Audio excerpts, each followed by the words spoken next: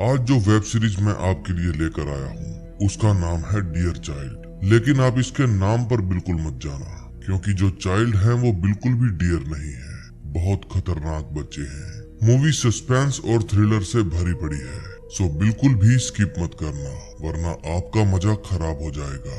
तो बिना समय गवाए मूवी शुरू करते हैं। पता चलता है कि हम अभी भी कानून का पालन कर रहे हैं। यही कानून जैस्मिन के कानों में भी दौड़ रहे थे। उसे कानून तोड़ने की सजा अच्छे से याद थी। फिर वो 6 बजते ही अकॉर्डिंग टू रूल्स अपना खाना शुरू कर देती है।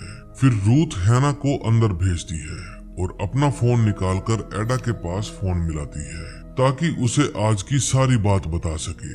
अगले सीन में हम देखते हैं फोरेंसिक डॉक्टर बताता है कि ये कंकाल लीना का नहीं है, लेकिन इसके पास जो हेयर बैंड मिला है उसके अंदर कुछ बाल जरूर लीना के हैं। इस औरत की मौत 15 महीने पहले हुई थी। एडा कहती है जैस्मिन 5 महीने पहले गायब हुई थी, तो इसकी मौत से जैस्मिन के गायब होने के बीच उन बच्चों की माँ का किरदार कौन निभा रहा था। अब हमें पूरा डेटाबेस चेक करना होगा। आसपास 100 किलोमीटर के रेडियस में जितनी भी लड़कियां गायब हुई हैं, उनका पता लगाना होगा। फिर जॉन ये बात जाकर लीना के मॉम डैड को बताता है कि वो कंकाल लीना का नहीं था। फिर मैथ्यू पूछता है कि किडनैपर कहाँ है, जिसकी बॉडी हमें वहाँ पर मिली है, वो कौन थी, आखिर कर क्या रहे हो तुम लोग। जॉन कहता है 2 हफ्ते पहले ही इसके लिए स्पेशल टीम तैयार हुई है। फोरेंसिक वाले दिन रात इसी काम में लगे हैं। देश भर में गुमशुदा आदमियों की तलाश हो रही है। हम पूरे नॉर्थ में कार रिपेयर शॉप और स्क्रैप यार्ड छान रहे हैं ताकि हमें वो एक्सीडेंट वाली कार मिल जाए। हमने 53 ऐसे लोगों से बात की जिनके पास उस मिलिट्री एरिया का एक्सेस हो सकता है। जिस कंपनी के गार्ड वो एरिया देखते हैं, उन्होंने भी पिछले 10 सालों में वहाँ कोई भी ऐसी गतिविधि नहीं देखी जिस पर शक किया जा सके। फिर जॉन मैथ्यू को उस आदमी की तस्वीर दिखाता है जिसकी लाश उस घर में मिली थी। वो पूछता है क्या आपने कभी इसको देखा है। मैथ्यू मना कर देता है। अगले दिन जब रूथ अपनी नाइट ड्यूटी खत्म करके अपने घर जाती है तो देखती है वहाँ लाइट नहीं है। फिर जब वो मेन स्विच चेक करती है तो देखती है किसी ने स्विच नीचे गिरा दिए हैं। फिर रूथ को अपने घर के अंदर से आवाज आती है। दूसरी तरफ जब लीना उठती है तो उसे उसी घर की यादें सताती है। फिर वो हेयर कलर लेकर अपने बालों को डाई करती है ताकि उसका कलर फिर से ब्लैक हो सके। तभी मैथ्यू अपनी वाइफ कैरन को बताता है कि मैं हैना को लेने जा रहा हूँ, क्या तुम मेरे साथ चलोगी। लेकिन कैरन हैना को घर में लाने से मना कर देती है। वो कहती है उसे देखकर मुझे लीना की याद आएगी कि उसके साथ क्या हुआ। तभी एडा हैना के पास जाती है और उसे उस आदमी की फोटो दिखाकर पूछती है क्या ये तुम्हारे पापा हैं। हैना हाँ कह देती है। फिर वो हैना को उस गार्ड की फोटो दिखाती है जो वहाँ सिक्योरिटी किया करता था और पूछती है ये आदमी कौन है। हैना कहती है ये भी पापा है। फिर एडा उसे टॉम क्रूज की फोटो दिखाती है और पूछती है ये कौन है। हैना कहती है पापा। एडा कहती है जिस औरत का एक्सीडेंट हुआ था उसका नाम जैस्मिन है, लीना नहीं।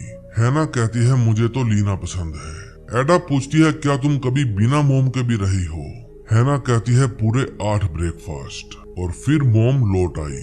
अगले सीन में हम देखते हैं कोई जैस्मिन के घर का दरवाजा खटखटाता है। जैस्मिन पूछती है कौन है। बाहर से एक औरत की आवाज आती है कि मैं तुम्हारे लिए राशन रख कर जा रही हूँ, इसकी पेमेंट तुम्हारे पापा ने ऑलरेडी कर दी है। फिर जैस्मिन दरवाजे पर कान लगाकर उस औरत के जाने की आवाज सुनती है। बाहर पड़ा अपना सामान अंदर खींच लेती है और दरवाजा लॉक कर लेती है। उसे सामान में एक ब्लॉन्ड हेयर कलर और वही चॉकलेट मिलती है जो किडनैपर अपने बच्चों को दिया करता था। ये देखकर वो रोने लगती है। फिर उसके कानों में किडनैपर की आवाज आती है अगर चीखी तो जान से मार दूंगा, अगर कोई भी कानून तोड़ा तो भी जान से मार दूंगा। दूसरी तरफ जब मैथ्यू हैना से मिलने जाता है तो वो पूछता है क्या तुम्हारी मॉम कभी मेरे बारे में कुछ कहा करती थी। हैना कहती है मॉम अक्सर कहा करती थी मेरे पापा दुनिया के सबसे बेस्ट पापा हैं। तभी हम देखते हैं रूथ भी अपने घर में मरी पड़ी थी। एडा जॉन को बताती है कि कल उसने पुलिस स्टेशन में फोन किया था। वो परेशान लग रही थी। आज जब मैंने उसका फोन ट्राई किया तो कॉल नहीं लग रही थी। फिर मैं यहाँ आई तो मुझे वो मरी हुई मिली। फिर जैस्मिन के घर का फोन बजता है। जब जैस्मिन फोन उठाती है तो दूसरी तरफ से जॉन की आवाज आती है। वो कहता है दरवाजा खोलो, मैं तुम्हारा ज्यादा वक्त नहीं लूंगा। फिर जैस्मिन अपनी शक्ल सूरत सुधार कर दरवाजा खोलती है। अंदर आकर जॉन उसका हालचाल पूछता है। वो कहता है मैंने आपको कहा था मैं हर रोज एक बार आपको चेक करने आऊंगा। फिर जैस्मिन उसे अपना मोबाइल नंबर देती है। फिर जॉन पूछता है क्या वहाँ पर कभी उसका कोई दोस्त भी आया था या कोई पार्टनर। जैस्मिन कहती है नहीं, वो अकेला ही आता था। फिर जॉन उसको उस आदमी की फोटो दिखाता है और पूछती है क्या ये वही किडनैपर है। लीना को याद आता है जिसकी गाड़ी के साथ उसका एक्सीडेंट हुआ था, ये उसी आदमी की फोटो थी। फिर वो सोच में पड़ जाती है। जॉन कहता है डरो मत, ये सेल्फ डिफेंस का मामला है, पुलिस तुम पर कोई कार्रवाई नहीं करेगी। लेकिन जैस्मिन को अभी भी उसी किडनैपर का डर था। फिर वो झूठा ही हाँ कह देती है। अब देखते हैं 5th एपिसोड में क्या होगा। 5th एपिसोड में हम देखते हैं मारिया अपने साथियों को कहती है हमें इस जंगल में एक और स्कल मिला है। हमारा अनुमान है हमें यहाँ और भी औरतों के अवशेष मिल सकते हैं। वो औरतें जैस्मिन ग्रास से पहले उन बच्चों को संभाला करती थी। हमने कुछ औरतों की लिस्ट तैयार की है जिनका हुलिया लीना से ही मिलता है। तभी एक ऑफिसर बताता है मुझे कंकाल जैसा कुछ मिला है। तभी हम जॉन को देखते हैं जो कि एक डॉक्टर के पास बैठा था। तभी उसके पास एडा का फोन आता है। वो बताती है हमें एक लाश मिली है। जॉन कहता है क्या उसके हाथ पर निशान है। एडा कहती है सब कुछ पहले जैसा ही है। क्या तुमने आज का न्यूज़पेपर नहीं देखा। फिर वहाँ से बाहर जाकर वो न्यूज़पेपर देखता है। उसमें हैना को ज़ॉम्बी बताया गया था। फिर वो एडा के पास फोन करता है और कहता है जरूर ये फोटो चाइल्ड केयर होम में ही किसी ने खींची होगी। फिर एडा कहती है इस केस से जुड़ी इतनी लाशें मिल रही है, मुझे तो ये किसी नेटवर्क का काम लगता है। दूसरी तरफ न्यूज रिपोर्टर अब मैथ्यू के घर भी पहुंच गए थे। फिर वो गुस्से में अंदर जाता है और अपनी वाइफ को न्यूज़पेपर दिखाकर कहता है ये लोग हैना को चुड़ैल बता रहे हैं। फिर वो गुस्से में कहता है कि मैं कल ही हैना को अपने घर ले आऊंगा। कैरन कहती है क्या तुम उसके भाई को नहीं लेकर आओगे, उसका बेचारे का क्या कसूर है। फिर उसके जाने के बाद कैरन जॉन को फोन करती है और बताती है कि मैथ्यू हैना को यहाँ लेकर आ रहा है। फिर जॉन डॉक्टर हैम्स्टेड के पास जाता है। वो उसे न्यूज़पेपर दिखाकर पूछता है कि ये तस्वीर यहीं ली गई है, किसका काम है ये। डॉक्टर कहते हैं हमें नहीं पता, हमारे सीसीटीवी खराब थे, हमने आज ही ठीक करवाए हैं। फिर जॉन पूछता है क्या हैना का उसके नाना के घर जाना ठीक रहेगा। डॉक्टर कहते हैं वो अपने नाना के बहुत करीब है, इसीलिए मेरा मानना है कि अगर वो अपने नाना के घर जाएगी तो इस तरह वो लोगों से घुल मिल पाएगी। फिर जब वो अपने नाना के पास बैठी बातें कर रही थी तो वो देखती है उसकी बिल्ली मिस टिंकी उसके ही पास में पड़ी थी। फिर वो अपने खिलौने को लेकर खुश हो जाती है। जाहिर सी बात है उसके लिए ये खिलौना उसके पापा ने ही यहाँ रखा था। अगले सीन में हम देखते हैं जैस्मिन जब अपने घर से बाहर निकलती है तो उसके दिमाग में उस किडनैपर की ही आवाजें गूंजने लगती है। फिर उसका एक्सीडेंट होते होते रह जाता है। फिर वो दोबारा अपने घर के अंदर जाती है और खुद को मारने की कोशिश करती है, लेकिन तभी कोई उसका दरवाजा खटखटाता है। जैस्मिन पूछती है कौन है। बाहर से एक लेडी की आवाज आती है। वो कहती है तुम्हारे पापा का फोन आया है, वो पूछ रहे हैं क्या तुम ठीक हो। जैस्मिन कहती है बिल्कुल ठीक हूँ, और फिर वो रोने लगती है क्योंकि उसे पता चल गया था ये फोन उसके पापा का नहीं बल्कि किडनैपर का था।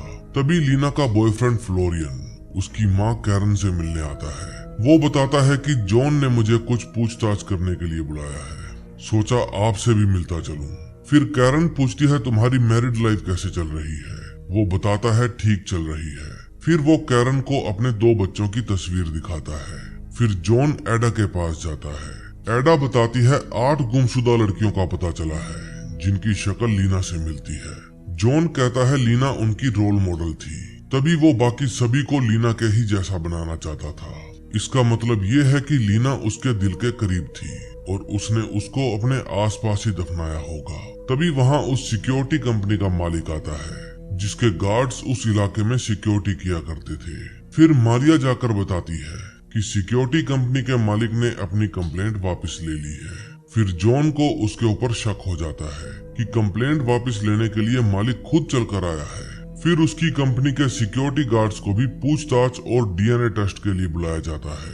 फिर एडा खुद उस कंपनी के मालिक से मिलने जाती है। वहाँ उसे एक लेडी मिलती है। वो कहती है आपने सबसे पूछताछ कर तो ली, अब क्या रह गया। एडा कहती है सबसे खास इंसान की पूछताछ करनी अभी बाकी है। इस कंपनी में जो भी होता है आपको तो पता ही होगा, क्योंकि सारी बागडोर आपके ही हाथ में है। फिर वहाँ से बाहर जाते समय वो रायन हार्ट नाम के एक सिक्योरिटी गार्ड को बुलाती है। वो कहता है कि मुझसे पूछताछ हो चुकी, माना मेरे क्रिमिनल्स रिकॉर्ड रहे हैं, लेकिन मैं उनकी सजा भुगत चुका हूँ। फिर वो वहाँ से चला जाता है। अगले सीन में हम देखते हैं जब मैथ्यू को पता चलता है कि उसकी बेटी के बॉयफ्रेंड को जॉन ने बुलाया था, तो वो पुलिस स्टेशन जाता है। वहाँ उसकी बेटी के जितने भी बॉयफ्रेंड्स थे सभी को बुलाया गया था। फिर फ्लोरियन को देखकर मैथ्यू कहता है मुझे पहले दिन से ही इस पर शक है। जॉन कहता है हमने इसको डीएनए टेस्ट के लिए बुलाया है, क्योंकि हमें शक है जब लीना किडनैप हुई तो वो प्रेग्नेंट थी। हो सकता है फ्लोरियन ही हैना का बायोलॉजिकल फादर हो। मैथ्यू कहता है तुम हैना को मुझसे दूर करना चाहते हो। अगर फ्लोरियन फादर निकला तो वही हैना का करीबी रिश्तेदार होगा। जॉन कहता है मैं तो सिर्फ केस सोल्व करना चाहता हूँ। फिर एडा अपने उस साथी से मिलने जाती है जिसने माइन फटने के कारण अपनी लात गवा दी थी। फिर एडा उससे माफी मांगती है कि मुझे बॉम्ब स्क्वाड टीम का इंतजार करना चाहिए था। वो कहता है प्लीज यहाँ से चली जाओ। फिर रात को जैस्मिन के घर के बाहर पहरा दे रहे पुलिस वाले की ड्यूटी चेंज होती है। जैस्मिन उस वक्त अपना हेयर कलर कर रही थी। वो अपने बालों का कलर फिर से ब्लोंड कर लेती है। दूसरी तरफ हैना अपने भाई को कहती है मैं कल नाना जी के साथ उनके घर जा रही हूँ। अब मैं यहाँ कभी वापस नहीं आऊंगी, लेकिन हम तुम्हें लेने आएंगे। मोम भी हमारे साथ ही होंगी। तभी रात को जब जॉन सो रहा था तो उसके पास एक कॉल आती है कि एक्सीडेंट वाली कार मिल गई है, लेकिन किसी ने उस कार में आग लगा दी। फिर अगले दिन सुबह जॉन फ्लोरियन को दोबारा बुलाता है और बताता है कि आपका डीएनए हैना से मैच हो गया है, आप ही उसके फादर हैं। वो 12 साल की है और फिलहाल वो एक चाइल्ड केयर होम में है। ये बात सुनकर फ्लोरियन कहता है मेरा खुद का एक परिवार है, ये मुझसे नहीं होगा, कोई मुझे फोर्स नहीं कर सकता। फिर वो वहाँ से चला जाता है। फिर जॉन ये सारी बात एडा को बताता है। अब वो समय आ गया था जब हैना को अपने भाई से दूर जाना था। फिर वो अपने भाई की तरफ चुप रहने का इशारा करती है। फिर उसके नाना उसे घर से ले जाने लगते हैं। रास्ते में वो मन मन में ही एक बात दोहरा रही थी, मैं बड़ी हो गई हूँ, मैंने सब कुछ अच्छे से किया। फिर वो अपने नाना को कहती है क्या हम पहले समुंदर देखने चलें, जहाँ एक लाइट हाउस हो। मैं वहाँ पहले भी गई हूँ अपनी मोम के साथ। फिर उसे अपनी मोम लीना के साथ बिताए कुछ पल याद आते हैं। दूसरी तरफ जॉन फिर से जास्मिन से मिलने जाता है और कहता है दरवाजा खोलिए, मैं आपका ज्यादा समय नहीं लूंगा। फिर वो दरवाजा खोलकर उसे अंदर आने को कहती है। वो जैस्मिन को कहता है क्या मैं आपका वॉशरूम यूज कर सकता हूँ। फिर वो जैस्मिन के वॉशरूम में जाता है और उसे अच्छे से चेक करता है। फिर उसे ब्लॉन्ड हेयर कलर की खाली पैकिंग मिलती है। फिर उसकी नजर एक कैमरा पर जाती है। वो कैमरा उस किडनैपर ने ही लगाया था, जिसका लाइव व्यू एक वैन के अंदर चल रहा था। लेकिन उस समय वो किडनैपर वहाँ नहीं बैठा था। लेकिन जब वो किडनैपर आता है तो इतने में जॉन वॉशरूम से बाहर आ जाता है। फिर वो जैस्मिन से पूछता है क्या आपको वहाँ पर लीना के अलावा किसी और औरत के होने के भी सबूत मिले थे। जैस्मिन अचंभित होकर पूछती है क्या वहाँ और भी औरतें थी। जॉन बताता है आपसे पहले और भी कई औरतें थी। ये बात सुनकर जैस्मिन गुस्सा हो जाती है कि मैं लीना के बदले लाई गई नमूनों के बदले लाई गई थी। जॉन कहता है आप खुशकिस्मत हो जो वहाँ से जिंदा बचकर आ गई। फिर जॉन वहाँ से चला जाता है। घर के बाहर 2 आदमियों को बैठा देखकर उसकी फट जाती है और वो जल्दी से कार में बैठकर अपनी गन निकाल लेता है। उसे नहीं पता था वे पुलिस वाले हैं और पुराने पुलिस वाले की जगह पर आए हैं। फिर वो अपनी डिप्रेशन की गोली लेता है। तभी लीना अपनी पैकिंग करने लगती है, क्योंकि उसने वापस जाने का मूड बना लिया था और ये सब कुछ वो किडनैपर देख रहा था। फिर वो किडनैपर कहता है मैं जल्दी ही तुम्हें लेने आऊंगा लीना। अब देखते हैं लास्ट एपिसोड में क्या होगा। लास्ट एपिसोड में हम देखते हैं वो किडनैपर जैस्मिन पर ही नजर रखे हुए था। फिर जैस्मिन खुद को शीशे में देखकर कहती है हेलो लीना। शायद अब जैस्मिन खुद से ही हार मान चुकी थी। उसके घर के बाहर जॉन पहरा देते देते ही सो गया था। फिर उसके सपने में लीना आती है और कहती है मुझे बचाओ। तभी वहाँ पर पहरा दे रहा पुलिस वाला आता है। वो जॉन को कॉफी देकर कहता है यहाँ तो हम संभाल ही रहे हैं, आप जा सकते हैं। लेकिन जॉन कहता है मैं यहाँ किसी और वजह से हूँ, वजह नहीं बता सकता। अब मैथ्यू भी हैना को लेकर अपने घर पहुँच जाता है। घर के बाहर उसे बहुत सारे रिपोर्टर्स घेर लेते हैं। मैथ्यू को पता था कि ऐसा होगा, इसलिए उसने हैना को कपड़ा ढककर लिटा दिया था। फिर वो हैना को घर में ले जाकर अपनी वाइफ कैरन से मिलवाता है। फिर जब कैरन उससे बात करने की कोशिश करती है तो हैना मुंह फेर लेती है। दूसरी तरफ चाइल्ड केयर होम में एक अपाहिज लड़का जोनाथन से बात करने की कोशिश करता है, लेकिन जोनाथन कहता है मैं तुमसे बात नहीं कर सकता, मैंने किसी से बात ना करने के लिए पापा को प्रॉमिस किया है। नया घर तैयार होते ही वो मुझे लेने आएंगे। दरअसल जब जोनाथन अपने घर में था तो उसका डैड एक डेड बॉडी लेकर वहाँ आया था। फिर उसने जोनाथन को कहा कि अंकल सो रहे हैं, तुम उन्हें डिस्टर्ब मत करना, मैं जा रहा हूँ, मुझे कुछ काम है, मैं तुम्हें साथ तो नहीं ले जा सकता, लेकिन हर वक्त तुम पर नजर रखूंगा, मैं तुम्हें जल्दी ही लेने आऊंगा।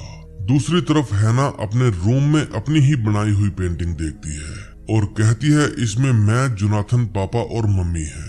मैथ्यू पूछता है कौन सी मम्मी, जिसने तुम्हें जन्म दिया वो वाली? हैना कहती है पापा कहते हैं इससे कोई फर्क नहीं पड़ता, जो अच्छे से हमें प्यार करे और कानून का पालन करे वही मम्मी है। मैथ्यू पूछता है इसमें तुम्हारी मोम के हाथ में एक बच्चा है। हैना बताती है वो सारा है, हमारी छोटी बहन, हमने उसे ज्यादा दिन तक नहीं रखा। फिर कैरन मैथ्यू को अपने पास बुलाती है और उसे समझाती है कि हैना को हमारी नहीं बल्कि थेरापिस्ट की जरूरत है। मैथ्यू कहता है तो जाऊंगा ना, मैं थेरापिस्ट के पास भी जाऊंगा। फिर कैरन गुस्से में अपना बैग लेकर वहाँ से चली जाती है। तभी एडा जॉन के पास कॉल करती है और बताती है कि उस कंपनी के सभी गार्ड्स की डीएनए रिपोर्ट नेगेटिव आई है, लेकिन हमें उस आदमी का पता चल गया है जिसकी बॉडी उस घर में मिली थी। उसका नाम जैस्पर है और 3 महीने पहले ही वो अपनी फैमिली को लेकर साउथ अफ्रीका से वापस लौटा है। फिर वो जॉन को कहती है तुम्हें जास्मिन से जाकर पूछताछ करनी चाहिए कि उसने गलत आदमी की पहचान क्यों की, उसने ये क्यों कहा कि जैस्पर ही किडनैपर है। जॉन कहता है मैं पूछ लूंगा। तभी जैस्मिन हॉस्पिटल में फोन करती है और कहती है कि मैं अपने पापा के घर जा रही हूँ, प्लीज मेरी थेरेपी 1 हफ्ते के लिए पोस्टपोन कर दीजिए। फिर जास्मिन को याद आता है कि जब लास्ट दिन वो उस घर में थी तो किडनैपर ने घर पर आने के बाद बच्चों को चॉकलेट दिए। फिर उसने कहा तुमने कानून तोड़ा है, सजा तो तुम्हें मिलेगी, लेकिन प्रेगनेंसी चेक करने के बाद। फिर जैस्मिन को गुस्सा आ गया और उसने स्लो ग्लोब उठाकर उस किडनैपर के मुंह पर दे मारा। फिर वो चाबियां उठाकर दरवाजा खोलती है और बच्चों को आवाज लगाती है जल्दी मेरे पीछे आओ। अगले सीन में हम देखते हैं कैरन चाइल्ड केयर होम में जोनाथन से मिलने जाती है। वो गुमसुम बेड पर ही लेटा हुआ था, शायद उसकी तबीयत भी खराब थी। अब रात हो जाती है। जॉन अभी भी जैस्मिन के घर के बाहर पहरा दे रहा था। दूसरी तरफ मैथ्यू जब सो रहा था तो उसे अपने घर में कुछ अजीब सी आवाज आती है। फिर वो हैना के रूम में चेक करने जाता है, लेकिन हैना वहाँ पर थी ही नहीं। उस समय हैना विंडो के पास खड़ी होकर बाहर किसी को इशारा कर रही थी। फिर मैथ्यू पूछता है यहाँ क्या कर रही हो? हैना जवाब देती है कि कोई मेरी खिड़की पर पत्थर मार रहा था।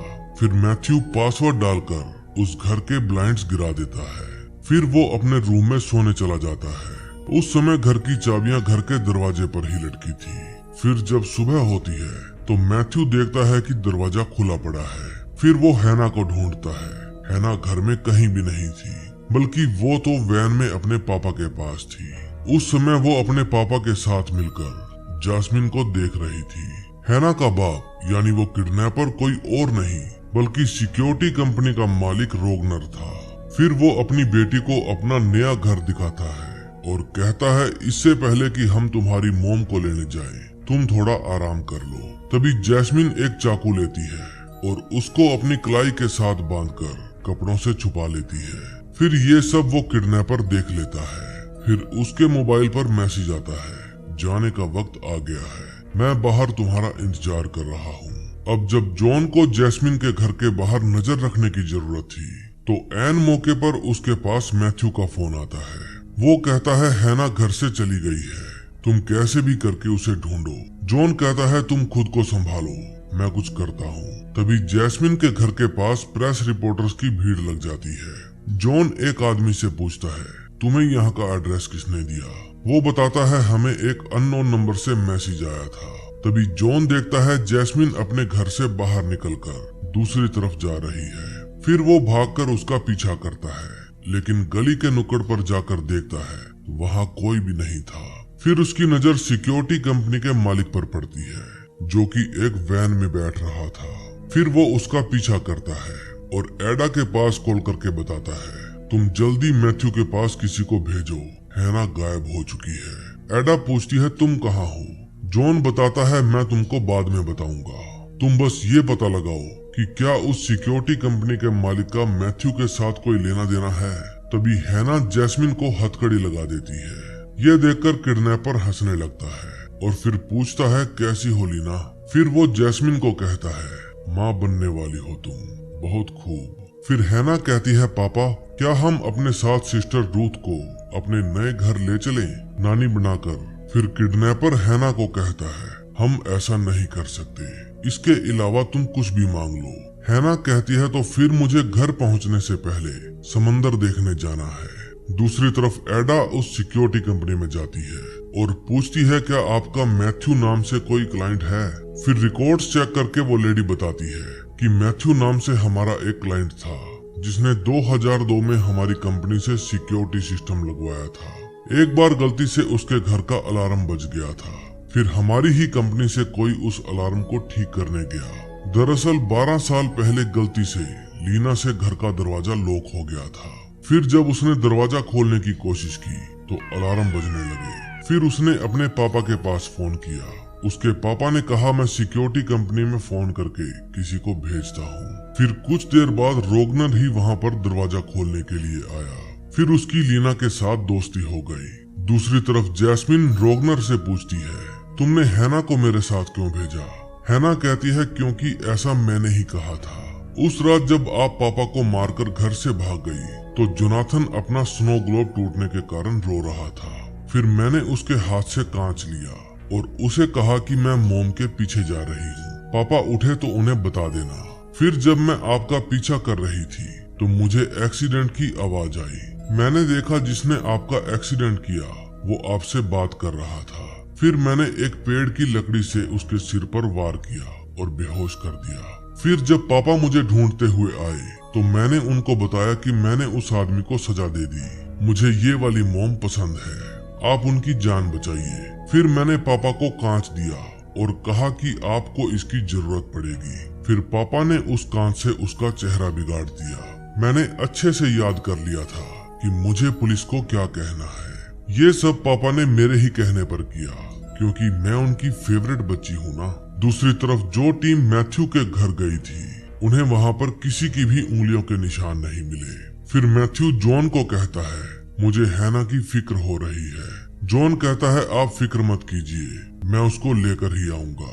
तभी रेडियो से उस जगह के मौसम का हाल बताने लगते हैं। मैथ्यू समझ जाता है जॉन इस समय कहाँ पर है। फिर वो भी वहाँ पर जाने के लिए निकल पड़ता है। दूसरी तरफ एडा जोनाथन को वही फोटो दिखाती है जो उसने सिक्योरिटी कंपनी में से खींची थी।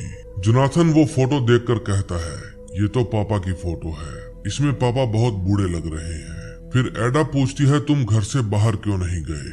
वो कहता है मुझे हैना ने ही वहीं पर रुकने के लिए कहा था, मुझसे गलती हो गई। दूसरी तरफ जैस्मिन रोगनर से कहती है 12 बज गए, मुझे वॉशरूम जाना है। फिर वो गाड़ी को सुनसान जगह पर लेकर जाता है। फिर गाड़ी से नीचे उतरकर वो जैस्मिन के पास जाता है और उसके हाथों की हथकड़ी खोल देता है। फिर वो उसके हाथ में छुपाया हुआ चाकू बाहर निकालता है और कहता है अब तुम जा सकती हो। तभी एडा जॉन को फोन करके बताती है कि जोनाथन ने रोगनर को पहचान लिया है कि वही उसके पापा हैं। तभी जैस्मिन बाथरूम करने के लिए जाती है। फिर वो अपने पीछे खड़े रोगनर को कहती है क्या तुम पीछे देखोगे? रोगनर मुंह मोड़कर खड़ा हो जाता है। फिर वो अपनी सैनिटरी पैड में से एक कांच का टुकड़ा निकालती है और जानबूझकर बेहोश हो जाती है। फिर जैसे ही रोगनर उसको संभालने आता है जैस्मिन उसकी गर्दन पर वार कर देती है और कहती है मैं लीना नहीं हूँ, मेरा नाम जैस्मिन है। इतने में वहाँ पर जॉन भी आ जाता है। वो वैन को चेक करता है लेकिन उसे वैन में कोई भी नहीं मिलता। फिर वो बीच की तरफ भागता है। उसे वहाँ पर घायल रोगनर मिलता है। जॉन पूछता है तुमने लीना को कहाँ दफनाया? रोगनर कहता है घर के बगीचे में। फिर जॉन उसको मरने के लिए छोड़ देता है। जैस्मिन उस समय हैना के साथ बीच पर थी क्योंकि हैना की तमन्ना बीच पर जाने की थी। फिर बीच पर जाकर हैना को खुशी होती है और खुश तो आज जैस्मिन भी थी क्योंकि उसने अपनी जिंदगी से एक कांटा जो निकाल फेंका था। तभी वहाँ पर मैथ्यू भी आ जाता है क्योंकि उसे पता था हैना लाइट हाउस के पास वाले बीच पर जाना चाहती थी। फिर वो जॉन के पास ही जाकर बैठ जाता है और हैना की तरफ देखने लगता है। अब उसके घर के बगीचे में से लीना की बॉडी को भी निकाल लिया जाता है। फाइनली 13 साल बाद लीना मिलती है लेकिन मुर्दा हालत में। अब जोनाथन को भी अपना नया दोस्त मिल जाता है और हैना भी डॉक्टर हैम्स्टेड से समाज में रहने के तौर तरीके सीखती है। फाइनली जॉन भी अब अपनी नौकरी से इस्तीफा दे देता है और जैस्मिन भी जी भरकर सोती है और तब तक नहीं उठती जब तक उसका दिल नहीं भरता।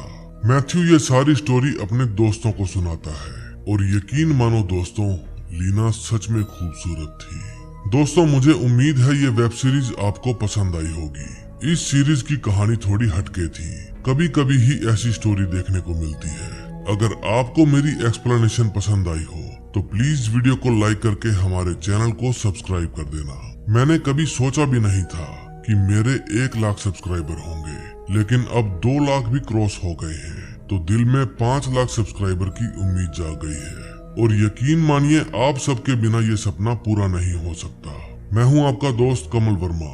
अगर आप मुझसे कुछ भी पूछना चाहते हैं या मुझसे बात करना चाहते हैं तो मुझे इंस्टाग्राम पर फॉलो कर लीजिए। मैं मिलूंगा एक बार फिर से नई कहानी लेकर। तब तक के लिए बाय बाय।